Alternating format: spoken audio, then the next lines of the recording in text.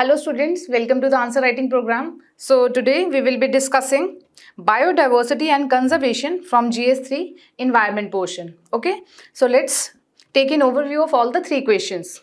So the first question is related to how the invasive species affect the biodiversity of the region. The second question is related to eco-sensitive zones, and the third question is related to relocation and reintroduction projects in India. Okay, so let's start with the very first question. How do invasive species affect the biodiversity in India? Means we have to tell that how they invade or colonize particular space, the region, and how they impact the biodiversity over region. So this is the first demand of the question. We need to list down the measures that can be taken to control its spread and protect the biodiversity. So what we should do to protect our biodiversity from this invasive species, we have to list down the measures.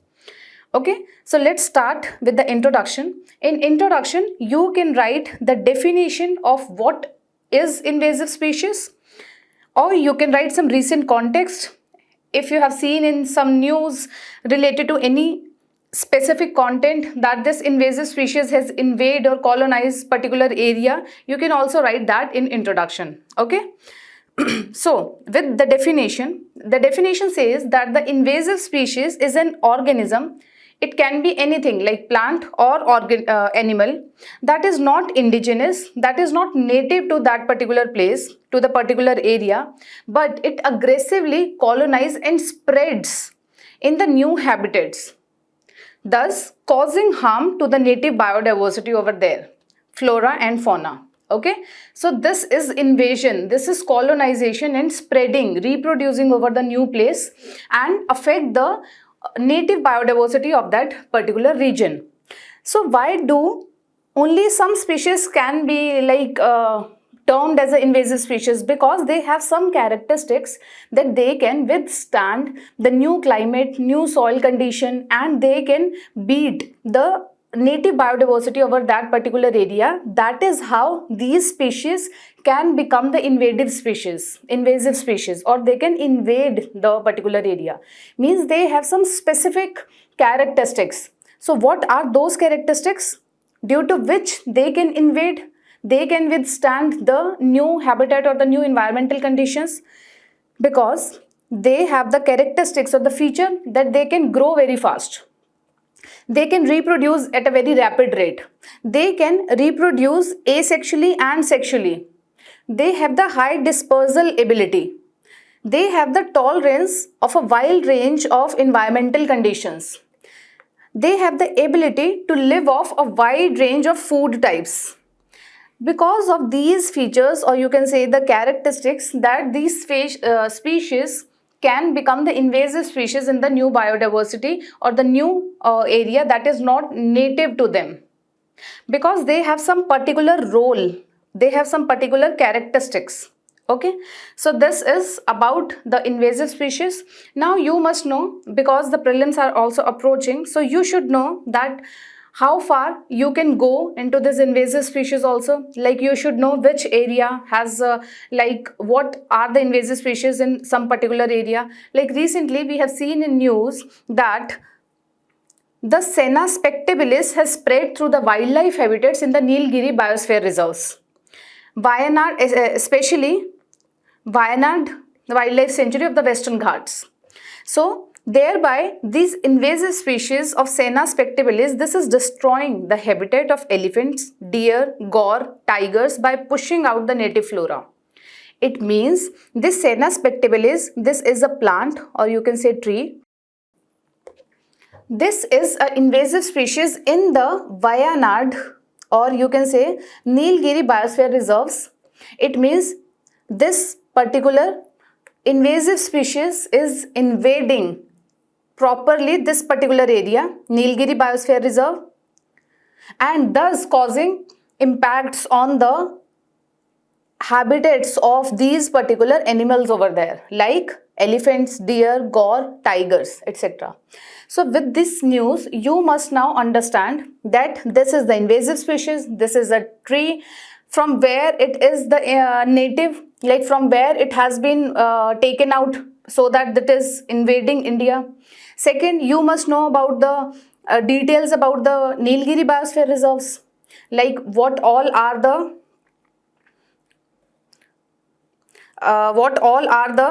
related or nearby, you can say, Karnataka, Kerala and Tamil Nadu. So in Kerala, here, this is Wayanad Wildlife Sanctuary. Nearby it is Karnataka. In Karnataka it is Bandipur. Nearby Nagarhole. In Tamil Nadu it is Muddumalai. So all these are the part of the Nilgiri Biosphere Reserve. So you must know with respect to this news about the location of the different wildlife sanctuaries, how Nilgiri Biosphere Reserves composed of different wildlife sanctuaries or the national parks or the tiger reserves, you can say that. So you must be aware of all these things, and you must know about the recent news also. You also must know that what are the different types of the animals that are there in this particular region, that are native to them, or especially they are there. For the prelims point of view, this is very, very important. Okay. Next is about, you can quote some particular other examples also, like Lantana camera. This is also invasive species. Senna spectabilis, this we have already seen. Then Prosopis chilensis. This is also Prosopis juliflora and Prosopis chilensis from Chile. In name itself it's there. It is native to Chile, but now it's invading India in Asia and the South Asian parts.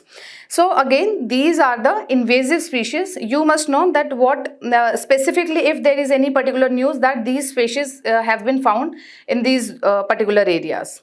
Like Lantana camera, this is native to America. This is invasive species in India, affecting 40% of the tiger habitat. Then Prosopis juliflora, as we have seen, this Prosopis chilensis. So this is also native to South America, invasive in Asia and Africa. We also know about this name, about Vilaiti kikar, we say in India. Then this is impacting or destroying the habitat of Indian wild ass in Gujarat, Run of Kutch. It is destroying its habitat. Next is about some other invasive species like red-eared turtle. This has been found in Kerala. It's originally from Mexico. Again, white gerb, charu mussel and woolly whitefly. These all are the invasive species. Okay, so you must know about all the invasive species wherever they are, like destroying the natural habitat of the native species. Next, you can also write something related to evil quartet, that this was in news, and also we know that there are the four major reasons of the biodiversity destruction or the habitat destroyed.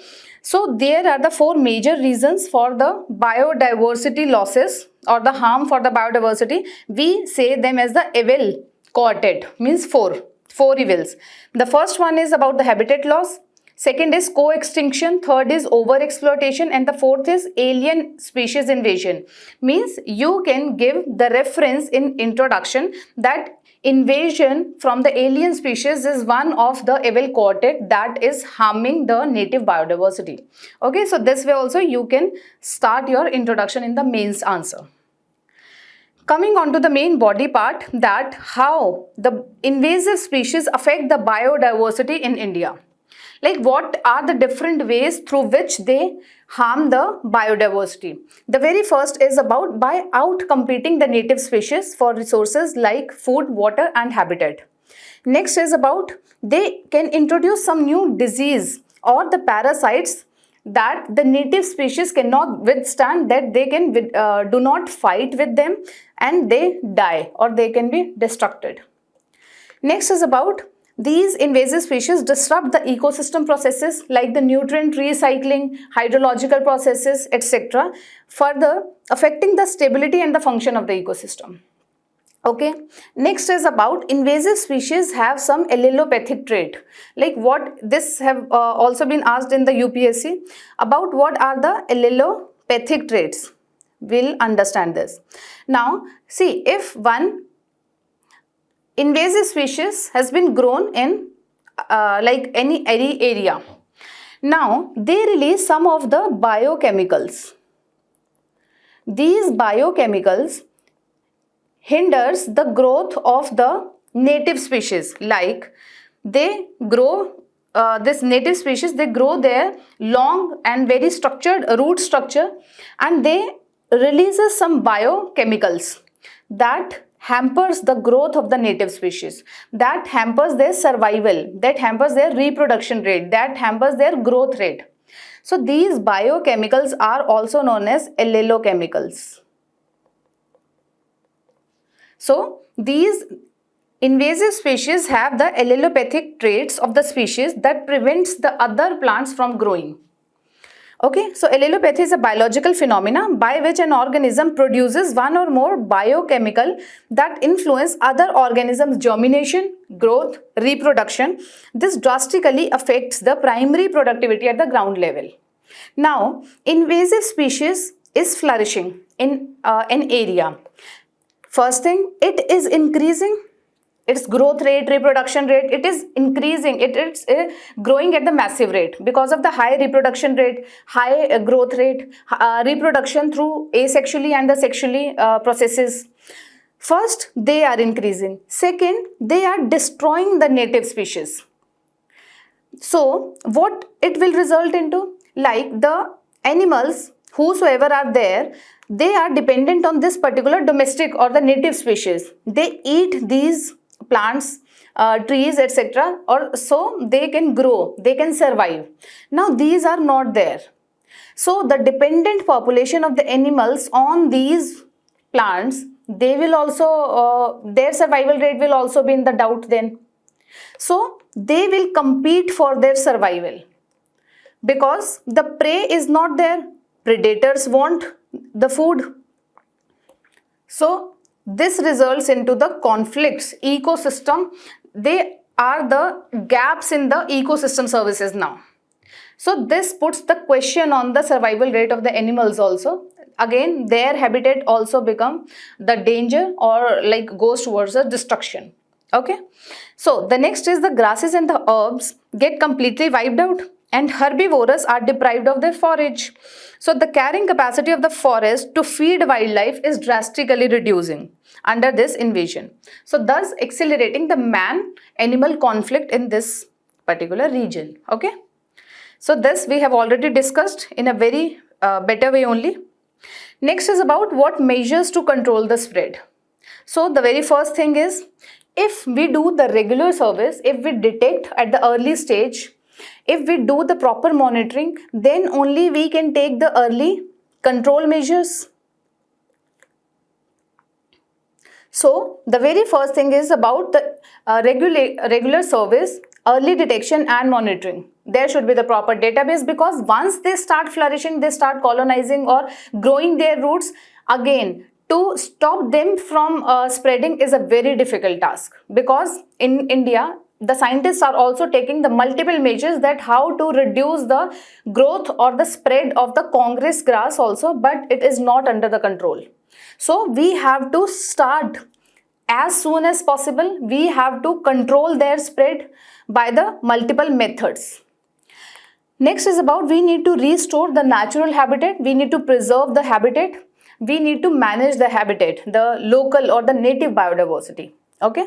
Next is about the research and innovation. We need to come up with the new genetic engineering and the new biotechnology. New technological advancements can be very helpful in the development of the effective management techniques.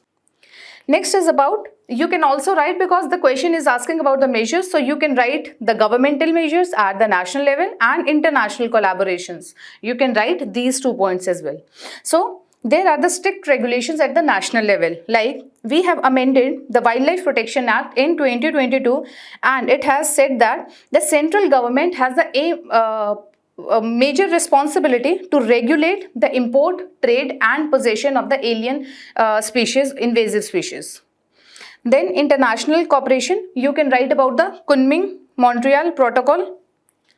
In that global biodiversity framework, it is the protocol, Kunming-Montreal Protocol for the CBD, because the HE targets time has been over, and these Kunming protocols has succeeded this HE targets In Kunming Montreal Protocol, there are the 4 goals and 23 targets. Out of that, one target is about we need to reduce the rate of the introduction of the invasive species by 50%. So we have to do this by 2030. Next is about India is coordinating under the Cartagena Protocol on biodiversity. Next is also you can write about the Asia Pacific Forest Invasive Species Network, where we are collaborating with the other international partners. Okay. Writing the conclusion, you can write the summary or the case study of the successes, like anywhere in the world at the global scale, if any country has done something with respect to this invasive species control, you can write. So in New Zealand comprehensive biosecurity system, they took measures that prevent the introduction or the spread of the harmful organisms outside of their native range. This is biosecurity, some guidelines or the measures that controls the spread of the invasive species. So they use the method for the early detection and the rapid response programs. They have tools, use the tools like sniffer dogs, remote sensing technologies, citizen sciences initiative in controlling the invasive species spread and the colonization. So this way you can write some case study, and also you can write the summary that these invasive species pose the persistent threat to the native biodiversity. So we need to make the effective implementation. We need to come up with the new genetic engineering or the biotechnology new advancements so as to take the proper measures with respect to this spreading and the colonization of the invasive species in any particular area. Okay. So this was the first answer. Let's see the model answer, starting with some introduction, starting with the definition, then impact, then measures, some case study, and finally conclusion. Okay.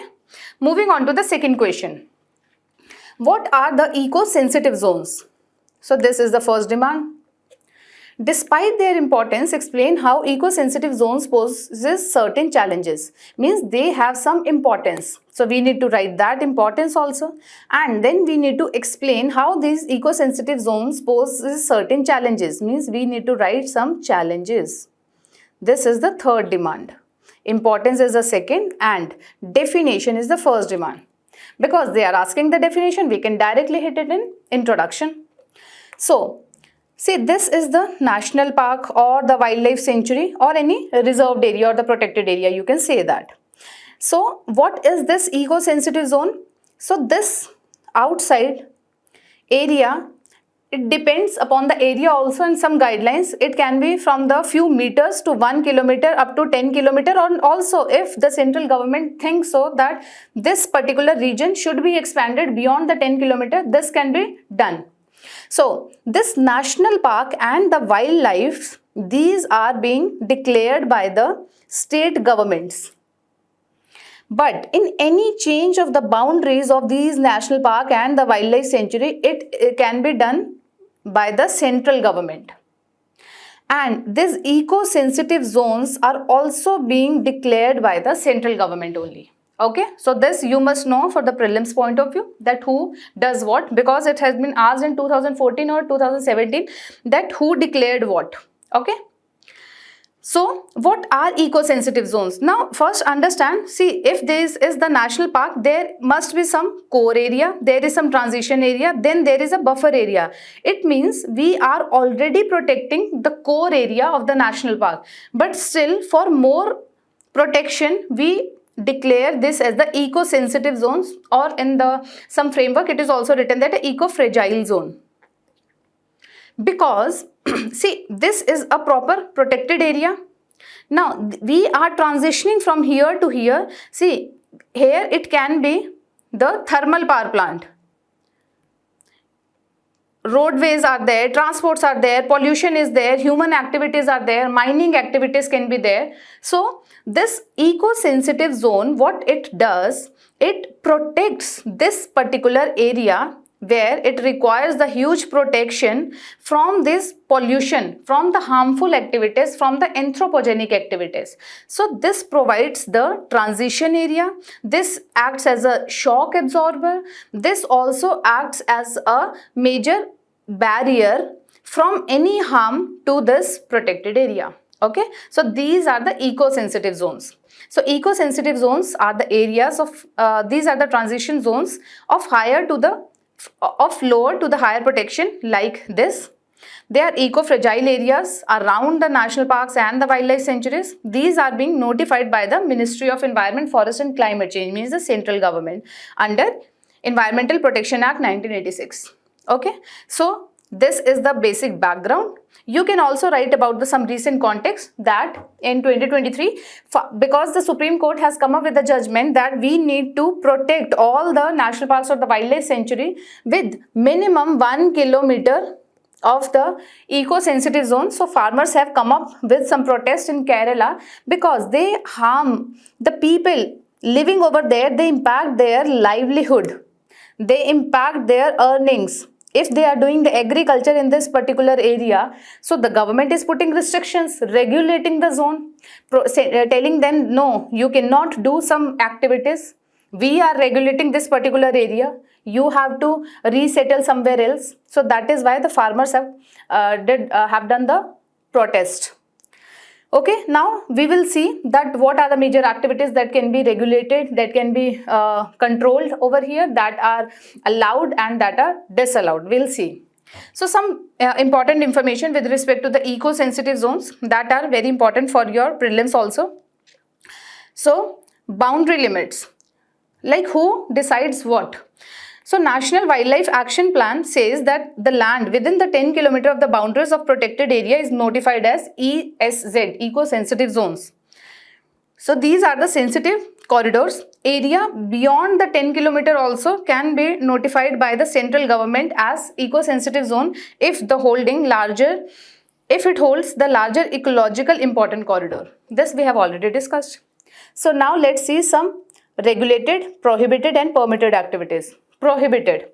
In this ESZ, like this is National Park or the Wildlife Sanctuary, this is ESZ. So commercial mining, sawmills, commercial use of wood is banned. Next is what are the regulated activities? It means what the government can regulate. They can pose some barriers that you can do in this particular amount, but beyond that you cannot do.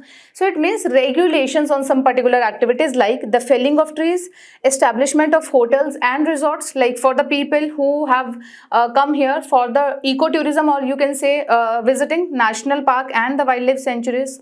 So yes, there can be the establishment, but the limit will be put by the government. Government will regulate.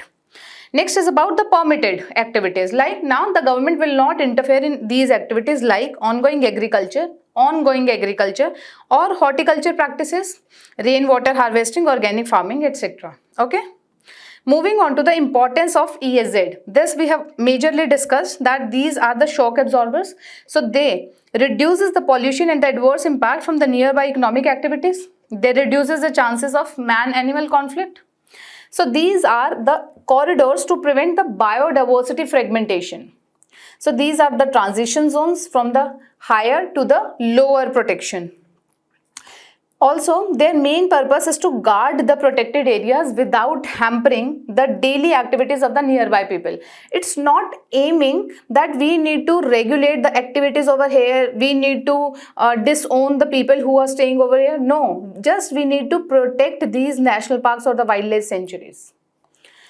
Then the importance of ESZ is about we are promoting the ecotourism also. We are allowing the hotels to host the tourism for national parks or the wildlife sanctuaries. Then next is, then if this are the important issues, then what can be the challenges? This is also the third demand of the question. So what are the challenges associated with ESZ? This is National Park or Wildlife Sanctuary. Now, this poses some challenges with respect to the developmental activities, because see, if this is the national park or the wildlife sanctuary is 10 kilometers, this can sometimes cover the whole cities if that city is very small. So this 10 kilometer is a very huge area. So we cannot just allow, we cannot just say that okay, we have to tell all the activities, we need to regulate all the activities, because sometimes this 10 kilometers is a very larger area, thus impacting the developmental processes in that particular area. Next is about the loss of livelihood. So the people who are involved in this 10-kilometer range, this declaration of ESZ will poses challenges to the livelihood, their incomes, their earnings, because this, first we have already discussed that the buffer zones are already there to protect the core areas. Still increasing the area for their protection, it worsens the sustenance and the livelihood of the poor farmers who are staying over there. Next is about what are the issues. The question is, what are the issues, the challenges associated with ESZ? First, we have seen that these poses some challenges with respect to the development, with respect to the farmers. Now, what are some challenges with respect to the ESZ itself? See, people unintentional harm this eco-sensitive zones because they are not aware that for what purpose they are there.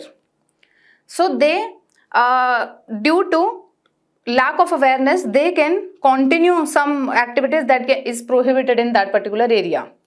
Next is about the laws enforcement. There is an inadequate enforcement of the proper laws and the policies that leads to the violations of the activities or the measures that are prohibited in that particular area. Next is about, you can also write the conclusion, the summary, because we have majorly discussed. You can also write some way ahead that we need to approach for the stakeholders approach, like we need to engage the communities staying over there that are dependent on that particular habitat. So we need to engage the community in the decision making so that it is more voluntary, it is more participatory. There will be no conflicts with respect to that indigenous community with respect to the government. Next is about, we need to empower the local self-governments over there. We need to provide the alternate livelihood support. If we are regulating the livelihood activities in that particular region, so we must, as a government, we must provide some alternatives to them. Next is about, we need to promote the eco-restoration. Like we need to promote afforestation, reforestation and reducing the climate change impacts and making the public more aware about the benefits or the usage of protecting the eco-sensitive zones in that particular area. So this was the second question. Let's see the model answer. Starting with the definition, putting the very important information. This is for your knowledge. Then importance of eco-sensitive zones, then some challenges, then the way forward. Okay. Now moving on to the third question. Third question says that relocation and reintroduction project means relocating, moving from one place to another, and reintroduction. It means in an area it was extincted, some biodiversity was extincted, we are reintroducing the historic species. So these have the different ecological purpose, means they have the different roles. They have the different ecological purposes. We need to write that. So this is the demand. Explain. Means they have the different ecological demands with respect to the relocation, with respect to the reintroduction. So we need to write down that. Next is about, we need to highlight the challenges also with respect to the same. So what are the different parts of the question? Relocation, reintroduction, purpose, and the challenges with respect to that. Okay. So starting with the introduction, you can define the broader framework that these two, introduction, reintroduction and relocation, are the strategies for the wildlife conservation. For what purpose at the first place we are doing this? For the wildlife conservation. So you can start with the introduction only. You can start writing this thing. So this involves, this relocation and reintroduction involves the movement of the species within their native range. It means, see, if the tiger can stay in this particular area, means they are there. But due to the development, we are making roads, we are making the cities. Now one tiger's population is there, here and here. Now this population is totally extincted in this particular region, and we are not telling about like one district. This particular region is amongst, can be the few states in India. We are talking about that grand level. So what we are doing, we are relocating this tiger species, or you can say the lion species, from this particular area to here, so as to increase the diversity over this area, so as to like if there are extinct this population, we are relocating again so that they can expand their growth rate.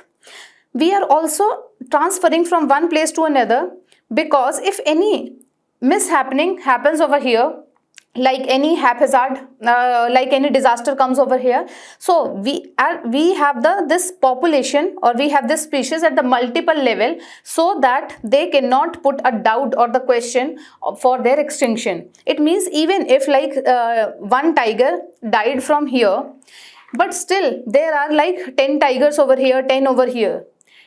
The genetic diversity also is the one purpose to relocate, or to this for this relocation. Now more the genetic diversity, more are the chances for the survival rates. So these are the these are the benefits that we relocate. These are the ecological purposes for the relocation. Reintroduction, we will see that. So you can start with this particular introduction. You can also give some context that we have relocated or reintroduced two different things: relocated lions or tigers in India, and reintroduced cheetahs from African nation to India at the Kuno Palpur. So you can start with some recent context.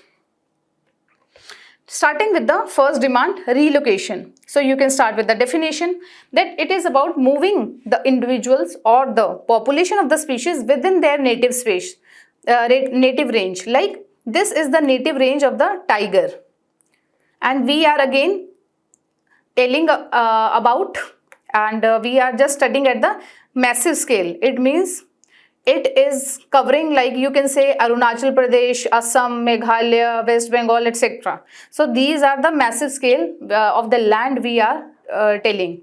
Or you can say it, see about Chhattisgarh, Madhya Pradesh, etc. And within the states also. So relocation is about moving the individuals within their native range. For what purpose?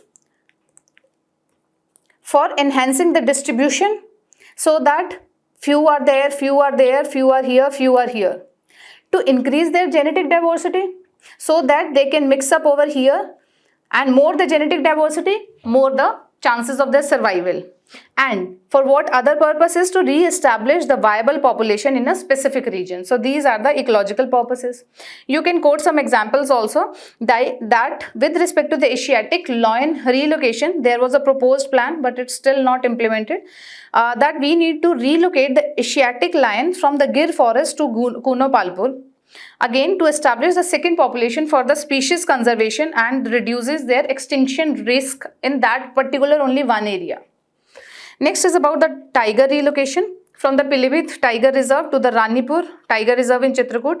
It facilitates the habitat expansion and population dispersal for the species conservation. Okay. Now what are the challenges? The very first is about the habitat suitability. We need to ensure the new habitat can support this relocated species. Next is about stress and disruptions, like the stress which can be generated during the capture, during the transportation and the release of these species can put a impact or the challenges on the health and their survival. Next is about if the particular species is relocated to any new area, again there can be the chances of human-animal conflict, increased interactions and potential conflicts. Okay. Coming up to the reintroduction. Definition is about releasing the species into their historic range.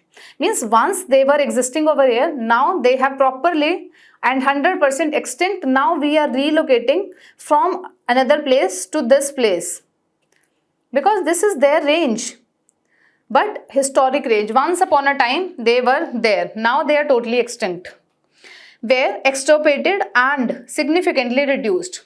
Also we relocate because the first is if they are extinct, second if they have very much reduced. Okay, for both the purposes we relocate. Next is about ecological purpose. The very first is about species recovery, because they have extincted from this particular place. Now we want to reintroduce so that they can recover. Means this species is available over here as well. So we are reintroducing species to restore the population and to restore their ecological functions. Like suppose if so many preys are there, but predator like cheetah or the tiger is not there, so this prey population will increase, because the ecological functioner like the tiger or the cheetah is not present over here. So there are the ecosystem imbalances also. But after this reintroduction, again whole ecosystem services can be manageable again. Ecosystem functions, because now this tiger or the cheetah, they are taking their ecological responsibility or the role or the ecological niche. Now again they are taking their roles in the environment. Okay. The next is about the genetic diversity, like reintroducing the individuals from the captive breeding to maintain the genetic diversity of that region, of that biodiversity as well, of that species. Next is about ecosystem functioning. This we have already discussed, that reintroducing the species fill the ecological roles, impacting the entire ecosystem. Okay. Again, with each point you can write the different reintroduction, relocation plans, or whatever they have been relocated, like the cheetah reintroduction, tiger reintroduction, etc. Challenges associated with this reintroduction. The very first is about the ecosystem effect. Like the complex and unpredictable effects on the ecosystem dynamics can take place. Like this, there can be lead to the changes in the predator-prey dynamics, vegetation, and other ecological relationships. Next is about survival and adaptation. As we have seen in the case in India about the cheetah relocation, like 7 of them are died till now. So there are the difficulties in adapting to the new environment, and there can be the challenges with respect to their mortality. You can also write examples that the deaths with respect to this reintroduction from the chronic renal failure, cardiopulmonary failure, traumatic shocks, disease like myositis. This has been triggered by the skin infection in the throat area, in the collar area, because these radio collars were there attached with the cheetahs, but due to the monsoonal rains, the maggots infestation got increased and septicemia happened. Then next is about the disease transmission, because like reintroduction can be happen from the captive breeding, like we are breeding these animals in the captivity, or we can take these animals or the species from one particular place to another. In both the cases, like specifically in this captive breeding cases, they lack the immunity. They do not know the tactics how to live in the wild. So they lack the immunity to the disease present in the wild, and also sometimes they cannot withstand the dangers present in the wild. Next is about the human conflicts with the local communities due to the impact on the livelihood. Okay. Finally, conclusion, you can write the summary that these strategies of relocation, reintroduction are the very vital tools in the conservation efforts. So we need to take a proper deep vision that where we are making the mistake as with respect to the relocation of cheetahs in India. You can also post that we need to do some more spatial, take the measures. We need to take care of their ecosystems. We need to also take care about their habitat, about their prey, availabilities and everything. And we need to take some proper and effective measures for their like preservation or for their biodiversity improvement. Okay. So these biodiversity methods of like wildlife conservation methods are very important to maintain the ecological balance. Okay. So this way you can do the conclusion.